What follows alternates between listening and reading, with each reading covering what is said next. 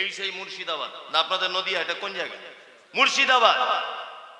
এই তো আপনারা সেই সাংঘাতিক জেলার লোক, নবাব সিরাজউদ্দৌলা নাম শুনেছেন? ওই যে ব্রিটিশদের সঙ্গে যুদ্ধ করেছিলেন পলাশীর আমবাগানে। এই যে পলাশীর লোক বসে আছে, পলাশীর আমবাগানে কেন যুদ্ধ করেছিলেন? মুসলিমরা নামের আগে মোহাম্মদ লাগায়, ব্রিটিশ কর আদায় করত, নীল চাষীদের কাছে কঠিন ভাবে প্রহার করে কর আদায় করত। কেন যুদ্ধ করেছিলেন? মুসলিমরা দাড়ি রাখলে কর আদায় করা হতো, ইতিহাস তার প্রমাণ দেয়। এই কারণে নবাব সিরাজউদ্দৌলা ব্রিটিশ দেশকে তাড়ানোর জন্য ওই পলাশীর আমবাগানের আপনার নদিয়া জেলাতে একটা যুদ্ধ করেছিলেন। এই যুদ্ধতে জয় হয়েছিল না পরাজয়? পরাজয়। কেন? নবাব সিরাজের বাড়িতে থেকেছে, তার গাড়িতে চড়েছে, তার টাকা ইয়াস আরাম করেছে। আর নবাব সিরাজ ব্রিটিশদের মারার জন্য যত পরিকল্পনা করেছিলেন, যত অস্ত্র বানিয়েছিলেন, ব্রিটিশদের তাড়াবার জন্য যত পদক্ষেপ তিনি গ্রহণ করেছিলেন, এই বেঈমান বিশ্বাসঘাতক মীর জাফর আলী সব ব্রিটিশদেরকে বলে দিয়েছিল। কি বললাম বুঝলেন? এই হচ্ছে মুনাফিক। তার মানে প্রত্যেক জায়গাতে মুসলিমরা অপমানিত হয়েছে কিছু নামধারী মুনাফিকদের কারণে। কি বললাম বুঝলেন? আপনাকে একটা কথা বলে দিই, সেটা হচ্ছে এই মুনাফিক, তার থেকে দূরে থাকবেন। এইবার আর একটা খুব দামি কথা বলে দিই, আমি সুদখোর, আমি সুদখোর। আচ্ছা বলুন তো, আপনি আমার জন্য দোয়া করতে পারেন কি পারেন না? যে আল্লাহ মমতাজুল ইসলামকে ক্ষমা করে দাও, দোয়া করতে পারেন কি পারেন না? পারেন। আমি মদ পান করি, আপনি আমার জন্য দোয়া করতে পারেন কি পারেন না? পারি। কি? আল্লাহ মমতাজুল ইসলামকে ক্ষমা করে দাও, এটা পারেন। আমি ব্যভিচার করেছি, আমি জিনাখোর, আপনি আমার জন্য দোয়া করতে পারেন, আল্লাহ মমতাজুল ইসলামকে ক্ষমা করে দাও। এই দোয়া করা যাবে কি যাবে না? যাবে। আল্লাহ সুবহানাহু ওয়া তাআলা পবিত্র আল কোরআনে সূরা তাওবা আয়াত নম্বর 80 এই আয়াতের ভিতরে বলছেন ইস্তাগফির লাহুম, আপনি ক্ষমা প্রার্থনা করেন। আওলা তাস্তাগফির লাহুম, যদি ক্ষমা প্রার্থনা নাও বা করেন, ইন তাস্তাগফির লাহুম 70 মাররাতান, একদিনে যদি আপনি মুনাফিকদের জন্য 70 বার ক্ষমা প্রার্থনা করেন। কতবার? 70 বার। আল্লাহ কাকে বলছেন এটা? মুহাম্মদ সাল্লাল্লাহু আলাইহি ওয়াসাল্লামকে বলছেন। কি বলছেন? ইস্তাগফির লাহুম, আপনি ক্ষমা প্রার্থনা করেন। আওলা তাস্তাগফির লাহুম, ক্ষমা প্রার্থনা নাই বা করেন, ইন তাস্তাগফির লাহুম 70 মাররাতান, একদিনে যদি আপনি মুনাফিকদের জন্য 70 বার যদি ক্ষমা প্রার্থনা করেন, আল্লাহ বলছেন ফালা ইয়াগফিরাল্লাহু লাহুম, কোশ্চিন কালে আমি আল্লাহ মুনাফিকদের ক্ষমা করব না। কি বলছি বুঝতে পারছেন? তার মানে মুনাফিকদের জন্য দোয়া পর্যন্ত করা যাবে না, ওদের জন্য ক্ষমা পর্যন্ত প্রার্থনা করা যাবে না। কারণ আল্লাহ তাআলা বলছেন যালিকা বিআন্নাহুম কাফারু বিল্লাহি ওয়া রাসূলিহি, নিশ্চয়ই তারা আল্লাহ এবং তার রাসূলের সঙ্গে কি করেছে? অস্বীকার করেছে। আল্লাহু লা ইয়াহদিল কওমাল ফাসিকিন, আর তারা ফাসিক অবস্থাতে মৃত্যুবরণ করেছে। আর ফাসিকদেরকে কখনো আল্লাহ হেদায়েত দান করে না। তার মানে জানা গেল মুনাফিকদের জন্য দোয়া পর্যন্ত করা যাবে না। এত খাতারনাক। কোটি কোটি টাকা সুদ খেয়েছে, তার জন্য দোয়া করতে পারেন, অসুবিধা নেই, কিন্তু মুনাফিকদের জন্য দোয়া করবেন না। আর একটা কথা বলে দিন, আমি সুদখোর, আমি মারা গেলাম, বলুন তো আমার জানাজা পড়া যাবে কি যাবে না? বলুন। আরে লেগে তো যাবেন, হ্যাঁ না যে কোনো একটা বলুন না। যাবে। ইয়েস, ও ঠিক বলেছে, যাবে। কি বললাম বুঝলেন? যাবে। দুই, আমি মদ পান করি, আমার জানাজা পড়া যাবে কি যাবে না? যাবে।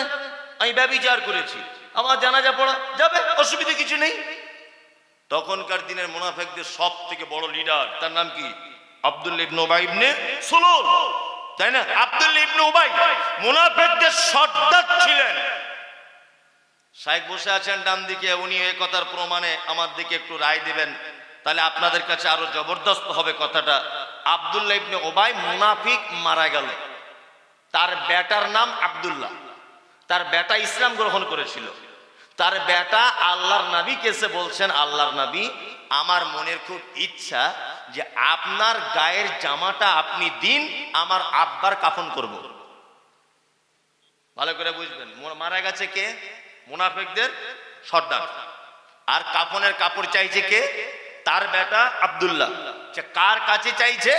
আল্লাহ নবী সাল্লাল্লাহু আলাইহি ওয়াসাল্লামের কাছে। তা আল্লাহ নবী সাল্লাল্লাহু আলাইহি ওয়াসাল্লাম জামাটা দিয়ে দিলেন, যাও নিয়ে যাও, তোমার আব্বার কাফন করো।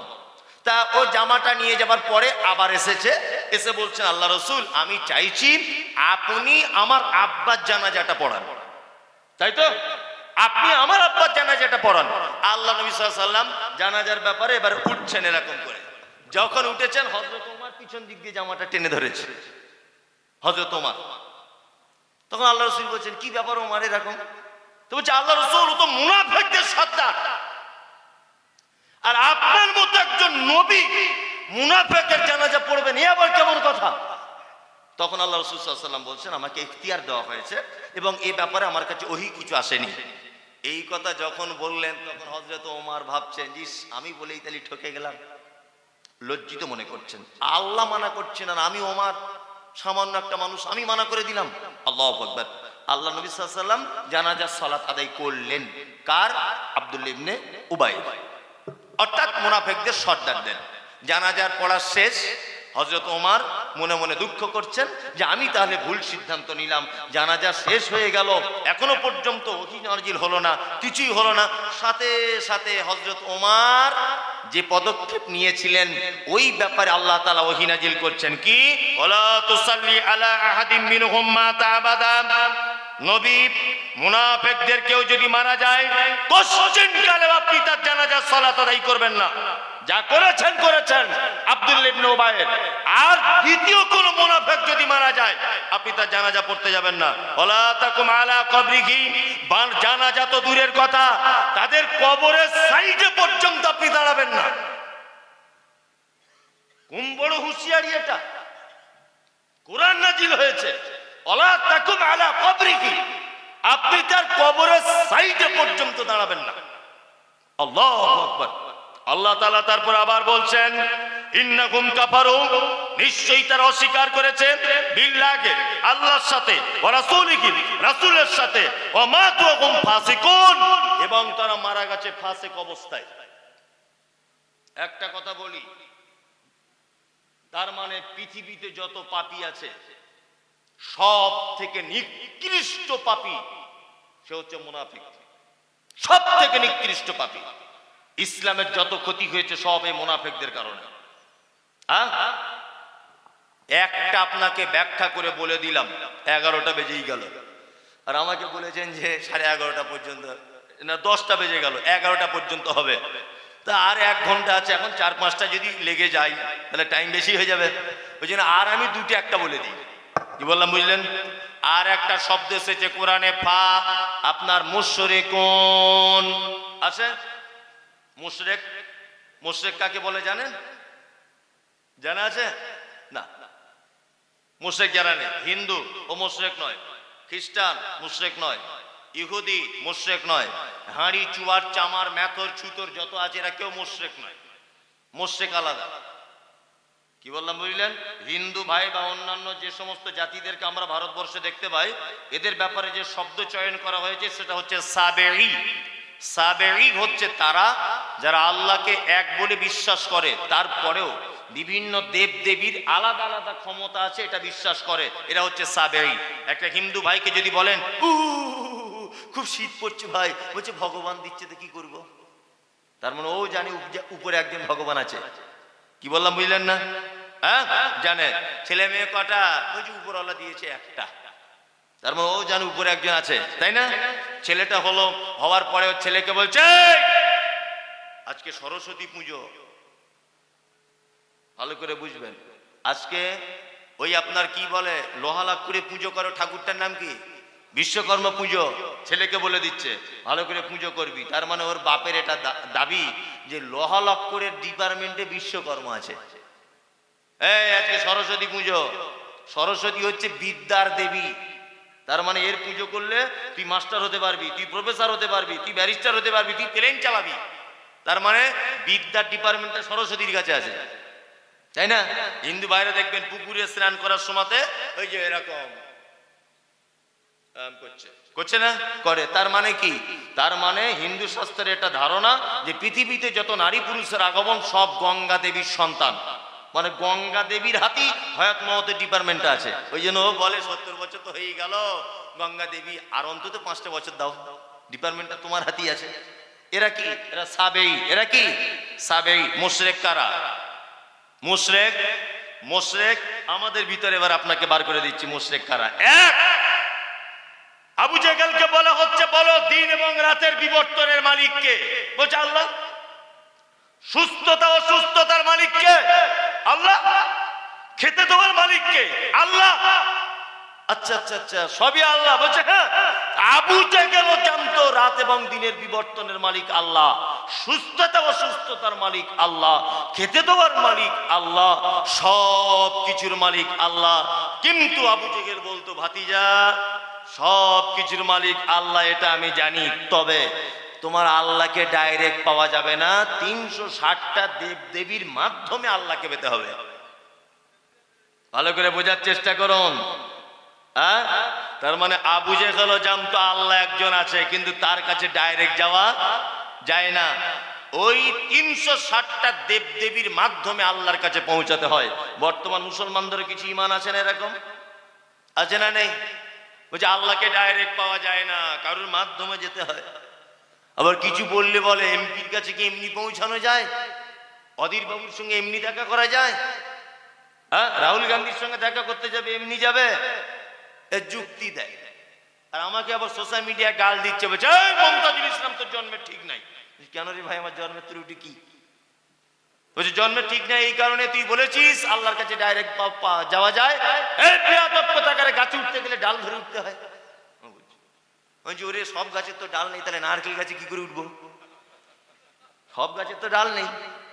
আমি মমতাজুল ইসলাম তোদের ডালওয়ালা গাছে উঠবো না, নারকেল গাছে উঠবো, তবু তোদের গাছের ছায়া ডিঙাবো না। কি বললাম বুঝলেন? সে পৃথিবীর সব থেকে বড় ভয়ঙ্কর পাপ। আর মুশরিক আমাদের ভিতরে রয়েছে, যারা আল্লাহকে এক বলে মানে, কিন্তু আল্লাহকে সমস্ত কিছু চাওয়ার ব্যাপারে মাধ্যম ধরে তবে তার কাছে পৌঁছানোর চেষ্টা করে। আপনি রাত 2টোর সময়তে গুনাহগার মানুষ দোয়া করছেন, রব্বানা আতিনা, আল্লাহ তুমি ক্ষমা করে দাও, ব্যভিচার করেছি, সুদ খেয়েছি, আমি অন্যায় করেছি, তুমি আমাকে মাফ করে দাও। আল্লাহ কি কথা বলে? এই বিয়াদব, তুই একা কেন মসজিদে চলে এলি? হ্যাঁ, আগে বড় হুজুরের কাছে গিয়ে সার্টিফিকেট না নিয়ে আমার কাছে এলি কেন? এরকম ব্যাপার আছে নাকি? আচ্ছা, মানুষ মাধ্যম ধরে কখন কখন ধরে বলুন তো? মানুষ মাধ্যম ধরে অপরিচিত হলে। আমার বেটা অসুস্থ, আমি ভেলোরে নিয়ে যাব, জীবনে ভেলোরে যাইনি, তা আব্দুল সুবহানও প্রায় ওর বেটিকে নিয়ে ভেলোরে যায়, কথার লেগে বলছি। তা আমি আব্দুল সুবহানকে বলছি, ভাই একটু, আমি তো ভাষা টাষা বুঝি না ওখানকার, আর ডাক্তার কোথায় কি বসে জানি না, তুমি একটু সহযোগিতা করো। তখন ও বলছে আমি তো এমনি যাব না, আমার 2000 টাকা লাগবে। ভালো করে বুঝবেন। তাই বলছি ভাই 2000 জায়গা তুমি 4000 নাও, তবুও কোনো সমস্যা নেই, তবে একটু চলো আমার সাথে। ও আমার সঙ্গে গেল, গিয়ে ডাক্তারপাতি সব দেখিয়ে দিয়ে দিল। আচ্ছা বলুন তো, আব্দুল সুবহানকে নিয়ে গেলাম কেন? আমি অপরিচিত তাই, তাই না? জানা চানা নেই এই কারণে, তাই তো? এবার বলুন, আপনাদের গ্রামে আপনার নাম আব্দুল্লাহ, আব্দুল্লাহ বলে একজন কেউ আছে, এটা আল্লাহ জানে কি জানে না? জানে, জানে। তা আল্লাহর সাথে আপনার পরিচয় আছে না নেই? আছে, আছে। তা আপনার সঙ্গে যখন আগে থেকে পরিচয় আছে, তাহলে মাঝখানে আমি দালাল ধরতে যাব কেন? এটা তো একটা প্রশ্ন। মাঝখানে কেন আমি কাউকে ধরতে যাব? আল্লাহু আকবার। এটা মুশরিক। কি এরা কি? মুশরিক। আল্লাহ সুবহানাহু ওয়া তাআলা পবিত্র আল কোরআন, এই দেখুন একই সূরার 113 নম্বর আয়াতে আবার তিনি বলছেন, কি বলছেন? আল্লাহ সুবহানাহু ওয়া তাআলা বলছেন 113 নম্বর আয়াতে, মা কানা লিন নবিয়্যি ওয়াল্লাযীনা আমানু আইয়াস্তাগফিরু লিল মুশরিকিনা ওয়ালাউ কানু উলি কুরবা মিন বাদি মা তাবায়্যানা লাহুম আন্নাহুম আসহাবুল জাহিম। মুশরিক তারা কত খতরনাক! মুশরিকদের খতরনাকের ব্যাপারে আল্লাহ তাআলা বলছেন, মা কানা লিন নবিয়্যি ওয়াল্লাযীনা আমানু আইয়াস্তাগফিরু লিল মুশরিকিন। কোন নবী এবং মুমিনদের জন্য উচিত নয় যে মুশরিকদের জন্য ক্ষমা প্রার্থনা করে। কি বললাম বুঝতে পারছেন? কোন মুশরিক মানুষ মারা গেলে তার জন্য ক্ষমা প্রার্থনা করা কি যাবে না। এইখানে ওইখানে গিয়ে কপাল দিয়ে সেজদা দিয়ে দিচ্ছে। আছেন এরকম লোক? এই কপালটা কোথায় সেজদা দেওয়ার জন্য? কোথায়? আল্লাহর দরবারে, তাই না? এইটা জায়গা যদি মসজিদ ছাড়া অন্য কোনো জায়গায় কোনো কিছু পাবেন, কোনো কিছু আশা করে যদি সেজদা যদি আপনি দেন, আপনি মুশরিক অবশ্যই। আর আপনারই ব্যাপারে কোরআন অবতীর্ণ হয়েছে যে কোন মুমিন এবং ইমানদার এবং নবীদের পক্ষে এটা উচিত নয় যে মুশরিকদের জন্য ক্ষমা প্রার্থনা করবে। চলুন এবার আপনাকে আর একটা কথা বলে দিই। এখানে আল্লাহ একটা শব্দ ব্যবহার করছেন, কি? ওয়ালাউ কানু উলি কুরবা। সেই মুশরিক যদি তোমার নিকট আত্মীয় হয় তবুও। কি বললাম বুঝলেন? ওই জন্য বলেছি আপনার আদরের বেটি, বেটি আদরের নয়, বেটি আদরের না, সবারই আদরের, তাই না? তা আপনার বেটির জামাই খুঁজছেন, তা বলছে ছেলে কি করে? বলছে হাই স্কুলের মাস্টার, লাভ মেরে উঠেছে, বলছে যত টাকা লাগে লাগবে আমি দিয়ে দেবো। তারপরে জিজ্ঞেস করছে ওরা কেমন মুসলমান? বলছে ওরা তো এখানে ওখানে গিয়ে সেজদা করে, ডিগবাজি মারে, সব কিছু করে। বলছে কোনো ব্যাপার নাই, তবুও দিয়ে দেবো। ভালো করে বুঝবেন, অথচ আল্লাহর ভাষা ওয়ালাউ কানু উলি কুরবা, যদি তোমার নিকট আত্মীয় সম্পর্ক হয় মুশরিকরা, তবুও তার জন্য ক্ষমা প্রার্থনা করা যাবে না। তা আপনার মেয়েকে আপনি এরকম একটা ছেলে হাতে তুলে দিলেন যে মুশরিকদের সিরিয়ালে পড়ে আছে। আল্লাহু আকবার। আল্লাহ সুবহানাহু ওয়া তাআলা তারপরে আবার বলছেন, আল্লাহ সুবহানাহু ওয়া তাআলা বলছেন যে আন্নাকুম আসহাবুল জাকিম, নিশ্চয়ই মুশরিকদের থাকার জায়গা কোথায়? জাকিম নামক জাহান্নাম, চিরস্থায়ী তারা থাকবে। এইবার আপনাদেরকে আর একটা কথা বলে দিই। এক, ছোটবেলা থেকে আমরা একটা কথা শুনেছি। কি কথা? বলছে লা ইলাহা ইল্লাল্লাহ মুহাম্মাদুর রাসূলুল্লাহ। এইটা যদি কোনো মানুষ বলে আর সে যদি জাহান্নামেও যায়, তাহলে কোনো না কোনো একদিন জাহান্নাম থেকে আল্লাহ পরিত্রাণ দিবে। এই বক্তব্য শোনেননি? এটা অরিজিনাল, এটা অরিজিনাল। শুনুন একটা কথা বলি, খুব আপনাদের বাচ্চা ছেলের মতো না বোঝালে মাথায় ঢুকবে না। আসলে সবসময় অন্য কিছু ঢোকে তো, কোরআন ভালো জিনিস নাও ঢুকতে পারে, ওই জন্য একটু বাচ্চাদের মতো বোঝানোর চেষ্টা করছি। এক, এই দেখুন কিয়ামতের দিন মানুষ তিনটে দলে বিভক্ত হবে। কটা? তিন। আসহাবুল ইয়ামিন, ডান হাত আল্লাহর ডান দিকে থাকবে। আসহাবুস শিমাল, আল্লাহ সুবহানাহু ওয়া তাআলার বাম দিকে থাকবে। ওয়াসাবিকুন আস-সাবিকুন, আল্লাহ তাআলার সামনে একটা দল থাকবে। এর ভিতরে দুটো দল জান্নাতে চলে যাবে। কটা দল? দুটো। ওয়াসাবিকুন আস-সাবিকুন, যারা আল্লাহর সামনে থাকবে তারা জান্নাতে যাবে, আল্লাহর ডান দিকে যারা থাকবে তারা জান্নাতে যাবে, আর যারা আল্লাহর বাম দিকে থাকবে ওরা জাহান্নামে যাবে। এই জাহান্নামে যাবে এবং জাহান্নাম থেকে মুক্তি পাবে তারাও এক শ্রেণীর মুমিন, ঈমানওয়ালা। ঈমানওয়ালা। যদি বলছেন ঈমানওয়ালারাও তাহলে জাহান্নামে যাবে, হ্যাঁ, ঈমান ছিল কিন্তু কাবিরা গুনাহতে লিপ্ত ছিল, এই কারণে লোকটা জাহান্নামে যাবে। আর ওর লা ইলাহা ইল্লাল্লাহ মুহাম্মাদুর রাসূলুল্লাহ এইটা ছিল বলে কোনো না কোনো একদিন আল্লাহ ওকে পরিত্রাণ দিয়ে দিবে। কোথায়? জান্নাতে। পৃথিবীতে একটা মাত্র পাপী আছে, তাকে কোশ্চিন কালো জাহান্নাম থেকে বার করা হবে না। এক নম্বরের পাপী হচ্ছে সেই যে আল্লাহর সঙ্গে শিরিক করা অবস্থায় মারা গেছে। কি বললাম বুঝতে পারছেন? হ্যাঁ, শিরিক তাহলে পৃথিবীর সব থেকে কি মারাত্মক ভয়ঙ্কর একটি পাপ। শিরিকের বাংলা অর্থ আল্লাহর যে ক্ষমতা আছে পৃথিবীর অন্য কারো এই ক্ষমতা আছে এটা মনে করা কি শিরক। আল্লাহর যে ক্ষমতা আছে পৃথিবী অন্য কারো এই ক্ষমতা আছে এটা মনে করা শিরক। রুজি মালিককে, হায়াত মাওয়াতের মালিক আল্লাহ, সুস্থতা অসুস্থতার আল্লাহ। চারটে আংটি পড়ে আছে হাতে, চারটে পাথর, বলছে এটা ঘন ঘন পেচ্ছাপ হয়, এটা আমার বউ ভালোবাসে না তাই, আর এটা ব্যবসায় উন্নতি হওয়ার জন্যে, আর এইটা বলছে এটা আর কি বলবো, এটা ঘোড়ার ডিমে এমনিতেই পড়েছি। ভালো করে বুঝবেন, চারটে হাতে চারটে আংটি, এটা ঘন ঘন পেচ্ছাপের, রাতে চমকে ওঠে, বউ ভালোবাসে না, এইসব কারণে চারটে আংটি পরে বসে আছে। আর এই আংটির পাথর কলকাতায় বিক্রি হয় বড় বাজারে 40-50 টাকা কেজি। আমি বলে দিচ্ছি ঠিকানা, আপনি যদি যান তাহলে গিয়ে কিনে আনবেন প্রয়োজন যদি হয়। না খোদা মসজিদের মেন গেটে ঢোকার সময়তে দুই দিকে শুধু দেখবেন তাবিজের দোকান, তাই না? গেছেন কলকাতায়? শুধু তাবিজ, শুধু তাবিজ। ওই কি করে বউ ছাড়ান বাড়ান হয়, কি করে বউ জোড়া লাগা যায়, পরের মেয়ে কি করে আপন করা যায়, এই সব আর কি 2 নম্বরই চিজ ওখানে বিক্রি হয়। কি বললাম বুঝলেন তো? আর ওই পাথর কেজি দরে কিনে আনে আর এখানে এসে বলে সাংঘাতিক ব্যাপার, এমন বুকে মারছে আর ভাঙা মাইকলে মানে এমন করে বলছে, স্কুল মাস্টার দেখছি ওর বইয়ের ছেলে হয় না বলে ওটা 700 টাকা দিয়ে কিনে নিয়েছে। মানে আমি তো ওই জন্য মনে মনে ভাবি যে যত গোবর গরুর পেটে দিলে আল্লাহ, কিছু মানুষের মাথা এক সাইডে দিতে পারতেন। হ্যাঁ আল্লাহ, পাথর কিনে আনছে, তোমার পাথরে পেচ্ছাপ বন্ধ করতে পারে? এই তোমার পাথরে তোমার বইয়ের ছেলে করতে পারবে? পাথরে তোমার সুস্থ করতে পারবে? পারবে না। হযরত ওমরের নাম শুনেছেন? ওমর দামি লোক না হযরত ওমর? হযরত ওমর, পৃথিবীতে একটা পাথর এসেছে তার নাম হাজরে আসওয়াদ, জান্নাত থেকে এসেছে, ডাইরেক্ট জান্নাত থেকে। আল্লাহ রাসূল বলছেন যে হাজরে আসওয়াদ যখন জান্নাত থেকে আসে তখন দুধের থেকে বেশি সাদা ছিল, আর আদম সন্তান তার পাপ দিয়ে চুম্বন করে করে তাকে কালো আলকাতরার মতো করে দিয়েছে। আমি নিজে চুম্বন করে এসেছি আজ 2.5 মাস আগে, সোশ্যাল মিডিয়াতে আপনারা হয়তো দেখেছেন। যাই হোক, তা হযরত ওমর ওই পাথরের দিকে তাকিয়ে আঙুল বাড়িয়ে দিয়ে বলছে, পাথর তোমাকে জান্নাত থেকে পাঠানো হয়েছে, তুমি জান্নাত থেকে এসেছো, তবে শোনো, তুমি পাথর একটা জড় পদার্থ, তুমি মানুষের উপকার ক্ষতি কিছু করতে পারো না। কতদিন কাল আমি তোমাকে চুম্বন করতাম না, শুধু আল্লাহর নবী চুম্বন করেছিলেন তাই করছি।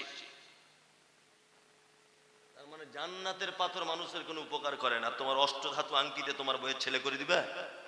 শালা খ্যাপা কোথাকারে। 2024 সালে এত গোপাল ভাঁড় থাকে?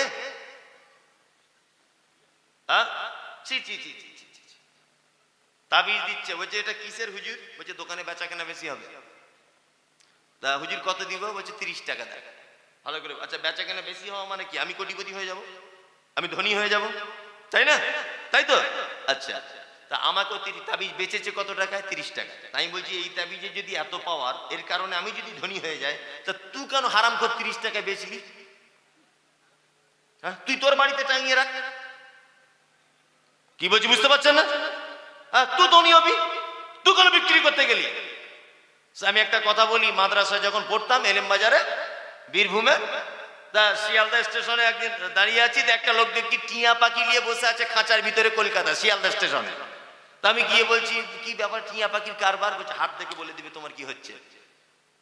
আর তখন আমার মানে আরো ইয়াং আমি তখন বুঝতে পারছেন একটু মানে মাদ্রাসা ছাত্র হিসাবে যেটা হয় বদমাইশি, সেটা আর কি চলছে। তা আমি হাত দেখিয়ে বলছি বলো তো আমারটা কি করছে একটু দেখো তো। তা বলছে সাংঘাতিক ব্যাপার। কি ব্যাপার? তো বলছে এমন তাবিজ করে দিব জানলা ভেঙে তোমার বাড়ি চলে আসবে। আমি তো ওইটাই চাইছি। তো কত লাগবে? বলছে 10 টাকা। তখনকার দিনে 10 টাকা মানে বিশাল ব্যাপার। আজ থেকে এটা বলছি আমি 20 বছর আগে। তখনকার দিনে 10 টাকা মানে বিশাল ব্যাপার, 15-20 বছর আগে হবে। যাই হোক, তাই বলছি সত্যি আসবে তো? বলছি সত্যি আসবে। তখন সেই মোবাইলে সুইচওয়ালা মোবাইল ছিল। তাই বলছি তাহলে ঠিক আছে তাবিজ দিয়ে দাও। তখন তো বুঝতাম না, তাবিজ দিয়ে এসেছি। আমি কাজ কতদিন হবে? বলছি 1 সপ্তাহের মধ্যে রেজাল্ট, জানলা ভেঙে চলে আসবে। তা আমি 1 সপ্তাহ আগে তবু ফোন টোন রিং টিং হচ্ছিল, এখন টোটালি ফোন বন্ধ, সুইচ অফ। তা আবার এসে বলছি কি ব্যাপার বাবা, সে কি করলে সর্বনাশ। আগে তবু রিং হচ্ছিল, ভাবছিলাম যে ফোনটা ওর কাছেই যাচ্ছে, এখন তো সুইচ অফ, তা করবো কি? তখন বলছে সর্বনাশ। দেখি এদিকে হাত দেখি। বলছে এই যে দাগটা ডান দিকে চলে গেছে না, তার মানে খুব সমস্যা। বলছি কি সমস্যা? বলছে আমি 10 টাকার তাবিজ দিয়ে ওকে জানলা ভেঙে আনার চেষ্টা করছি, আর ওর মা 50 টাকার তাবিজ দিয়ে ওকে আটকে রাখার চেষ্টা করছে। এ শালা দুটো তাবিজে মারামারি লেগে আছে, কঠিন। যার পয়সা বেশি তার তাবিজে কাজ বেশি, ওর মায়েরটার দাম বেশি, তো ওই জন্য পাওয়ারফুল তাবিজ। তুমি এক কাজ করো বাপ, 60 টাকা দিয়ে একটা মাল নিয়ে যাও, দেখবে কাজ হয়ে যাবে। তখন আমি বললাম পাক্কা চিটার, পাক্কা চিটার। মাদ্রাসায় পড়া ছেলেদেরকে চিনে না তো? হ্যাঁ, ওরা যে রাস্তা দিয়ে চলে, তো ইবলিশ শয়তান যদি দেখে মাদ্রাসা তালিম ইলম আসছে, তো 5 কিলোমিটার দূরে ওই দিক ঘুরে যাবে। মানে এত আর কি বদমাইশ মানুষ। সব থেকে খারাপ মাল তো মানুষ ওখানে দেয়, ভালো কেউ দেয় না। দেয় সব থেকে খারাপ মাল। বাড়িতে টিকতে পারছে না, বলছে ওইখানে খোঁজবাস করে দিয়া হেডমাস্টারের চুলগুলো উঠে যাক সব টেনশনে। হচ্ছে কি হচ্ছে না? আল্লাহু আকবার। তো মাদ্রাসায় পড়া ছেলে, আমি যখন বলছি বাবা আমার ভালোবাসার মানুষকে আনতে হবে না, আমার একটা ছোট কাজ করে দেন, তো বলছি কি, আমি 60 টাকা তো নাই, দেখ কাজ করুন, আমার হাতটা দেখে একটু বলে দেন তো, আমি লটারির টিকিট কাটবো, 1 কোটি টাকা ফার্স্ট প্রাইজ কোন নাম্বারে বাঁধবে আজকে। বলছি ওইটা বলা যাবে না, ওইটা চিটিং বাজ। তুমি হাত দেখে বলে দিতে পারছো কার সাথে আমার ভালোবাসা, কে জানলা ভেঙে আসবে। আর চিটিং বাজ তুমি কেন ফুটপাতে বসে আছো? তুমি যা 1 কোটি টাকার ফার্স্ট প্রাইজটা তুমি নাও, কোন নাম্বারে টাকা বাঁধবে তুমি করো। কাজী নজরুল বলেছে, ওরে পীর ফকিরের কথা যদি সত্য হতো, তারা কেন রাস্তার ধারে ভিক মেঙ্গে খেত? কাজী নজরুল বলেছে এটা। পাড়ার একটা সাধারণ লোক, এই বড় বড় গোপ, 1 ওয়াক্ত নামাজ পড়ে না, বলছে উরি বাবা কোমরে ব্যথা হলে খুব ভালো ঝাড়াতে পারে, বলে না? অশিক্ষিত লোক ও কি বলে ঝাড়ায়, কি করে? ও লাল সুতো, কালো সুতো, তাবিজ, মাদলি, গাছগাছাড়ি গায়ে ধারণ করা শিরক। আর এই অবস্থায় যদি কেউ মারা যায়, জান্নাতে যাওয়া বড় কঠিন। যে বললাম, বুঝতে পারছেন? খুব কঠিন। বুঝে তাবিজ তো কোরআনের আয়াত, হুজুর এটা যদি হাতে রাখা যায় ক্ষতি কি? আমি বলছি ওরে বোকা, আপেল খেলে শরীরে রক্ত হয়, ভিটামিন হয়, আপেল গলায় বেঁধে ঘুরলে কাজ হয় না। কাজ হবে? আমার জ্বর, প্যারাসিটামল দিয়েছে ডাক্তার, যদি বগলে নিয়ে ঘুরি জ্বর সারবে? খেতে হবে। তা আল্লাহ বলছেন নুনাজ্জিলু মিনাল কোরআন মা হুয়া শিফা, নিশ্চয় আমি কোরআন অবতীর্ণ করেছি, এর ভিতরে মোমেনদের জন্য রয়েছে আরোগ্য, কল্যাণ। মোমেনদের এতে চিকিৎসা হবে কিসের মাধ্যমে? তেলাওয়াতের মাধ্যমে। কি বললাম বুঝলেন? তেলাওয়াত করার মাধ্যমে, এটা পড়ার মাধ্যমে। এর ভিতরে যত কল্যাণ, যত রকমের আল্লাহর দয়া রহমত আপনি চাইছেন, কোরআন তেলাওয়াতের মাধ্যমে। এই দেখুন, আপনাকে একটা পদ্ধতি শেখায়, বাস্তব না অবাস্তব আপনি নিজে বলবেন। আচ্ছা, ঘুমোতে যাবার সুন্নত কেমন করে আপনারা জানেন? 1, এশার নামাজ পড়ে ঘুমিয়ে যেতে হবে, তাই তো? ঘুমাবেন কেমন করে? ডান দিকে করট করে ঘুমাবেন। ঘুমের ঘরে আপনি ডিগবাজি মারুন, ওতে সমস্যা নেই, তবে সময় যখন শুবেন ডান দিকে করট করে। কি বলে শোবেন? আল্লাহুম্মা বিইসমিকা আমুতু ওয়া আহইয়া, বলতে হবে না? বলবেন। চলুন, আলো যদি জ্বলে থাকে বন্ধ করে দিবেন, এটা হাদিসের নিয়ম বলছি। কি বললাম বুঝলেন? আপনার ঘুম অবস্থাতে রাতে যদি কিছু খারাপ স্বপ্ন যদি আপনি দেখেন, বাম দিকে ঘুম ভেঙে গেলি বাম দিকে 3 বার থু থু থু হয়ে গেল। আর আরো যদি ঘুম জেগেই আপনি থাকেন, তাহলে সঙ্গে সঙ্গে বলে দিবেন আউযুবিল্লাহি মিনাশ শাইতানির রাজিম। পদ্ধতি বলছি। ফজর আজান দিল মুয়াজ্জিন, as-সালাতু খায়রুম মিনান নাওম। ঘুম ভেঙে গেল আপনার, চট জলদি উঠে পড়লেন। উঠে কি দোয়া বলবেন? আলহামদুলিল্লাহিল্লাযী আহইয়ানা বা'দামা আমাতিনা ওয়া ইলাইহিন নুশুর, দোয়া বলবেন। আর বলার পরে হাত দুটোকে কবজি পর্যন্ত ধৌত করবেন কোনো কিছু খাওয়ার আগে, কারণ আপনি নিজেও জানেন না যে হাত কোথায় রাতের বেলা ঢুকে চুলকে দিয়েছে, তো আপনার জানা নেই। হতে পারে অনেক জীবাণু লেগে থাকতে পারে, ওই জন্য আল্লাহ রাসূলের হাদিস যে তোমার হাতটা তুমি কবজি পর্যন্ত ধৌত করে নাও, তাই তো? চলুন, রাতে শোবার সময় যদি ভয় লাগে, হাদিসে এসেছে মুআব্বিজাতাইন, তুমি তেলাওয়াত করবে, তোমার হাত দুটোতে ফুঁক দিয়ে সারা শরীরে বুলিয়ে নিবে। মুমতাজুল সাহেব, মুআব্বিজাতাইন কাকে বলে?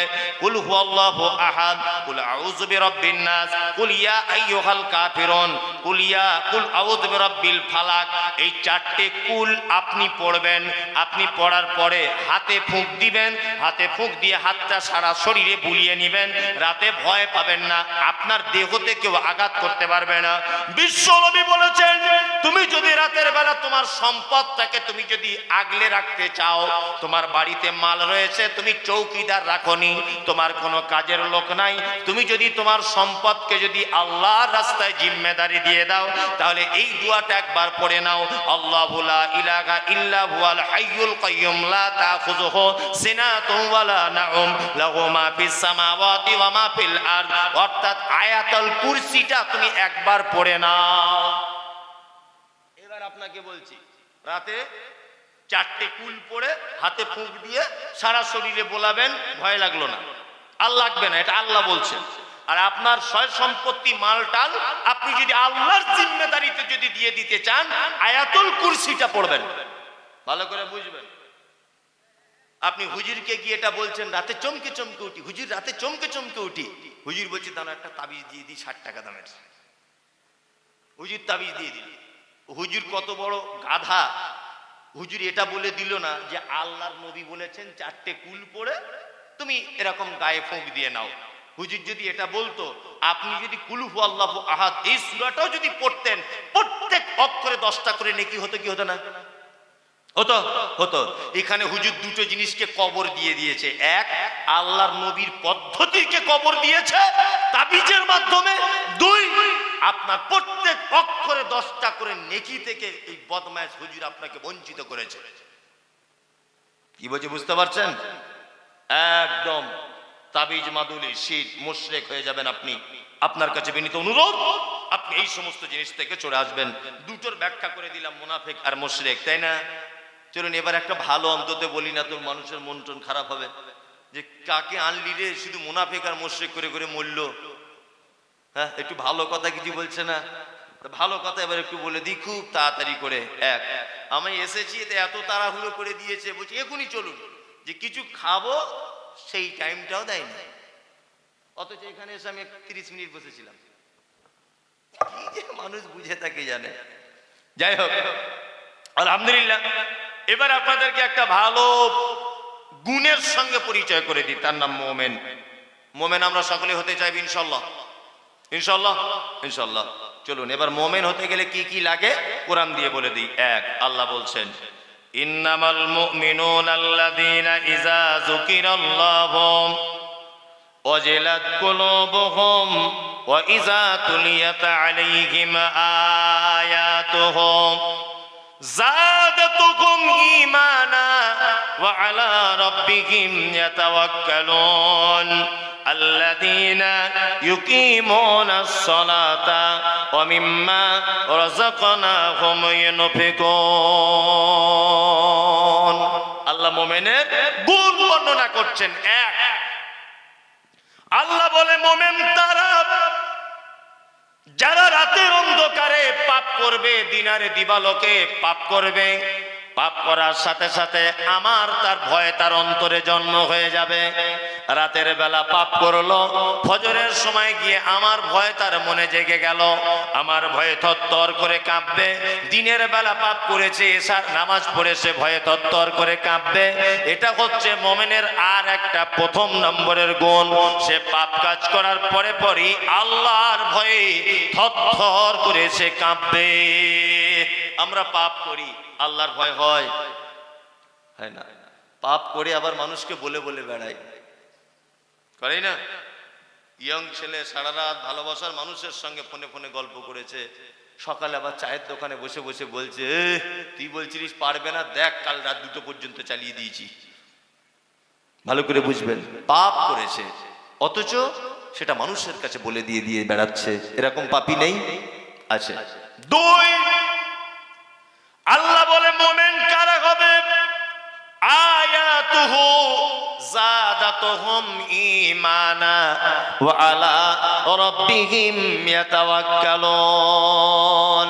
মুমিন দ্বিতীয় গুণ হলো তারা মুমিন যাদের সামনে কোরআনের আয়াত তেলাওয়াত করা হয়, আল্লাহ বলে কোরআনের আয়াত তেলাওয়াত করলে তাদের অন্তরটা যেন বেড়ে যায়, ঈমান বেড়ে যায় তাদের।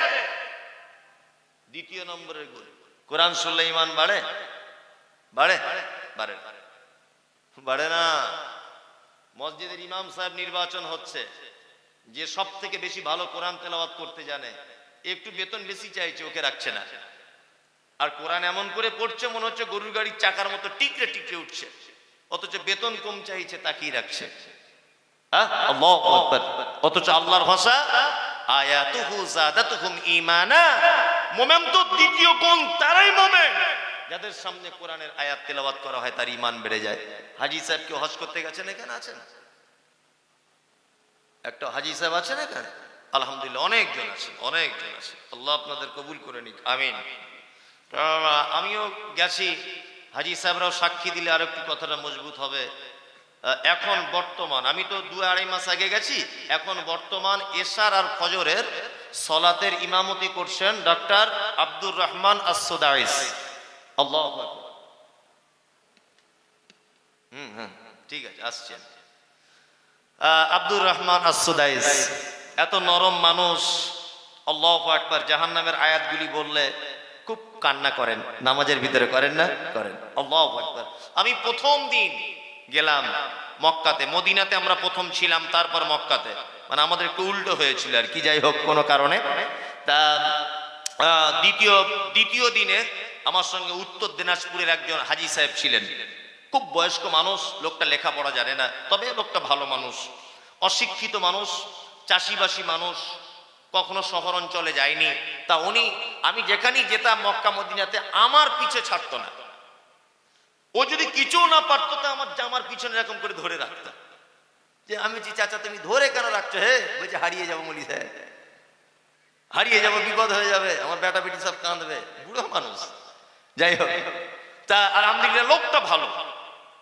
কাবায় নামাজ পড়ছি, আব্দুর রহমান আস-সুদাইস হাফিজাহুল্লাহ, তিনি যখন কোরআন তেলাওয়াত করছেন, কি ইয়াউমা তারাওনাহা তাযখালু কুল্লু মুরজিআতিন আম্মা আরজাআত ওয়া তাযাউ কুল্লু যাতি খামলিন খামলাহা ওয়া তারান নাসা সুকারা ওয়া মা হুম বিসুকারা ওয়ালাকিন্না আযাবাল্লাহি শাদীদ। জাহান্নামের আয়াত এসেছে, আল্লাহ বলেন কিয়ামতের দিনে দুগ্ধ দানকারিনী মা তার বাচ্চাকে দুধ পান করাতে ভুলে যাবে। শুধু এই নয়, একজন মা তার বাচ্চা নিচের দিক দিয়ে পড়ে যাবে, সে বুঝতে পারবে না বাচ্চা কেমন করে হলো। শুধু এই নয়, মানুষগুলোকে দেখতে পাওয়া যাবে তারা যেন সব মাতাল।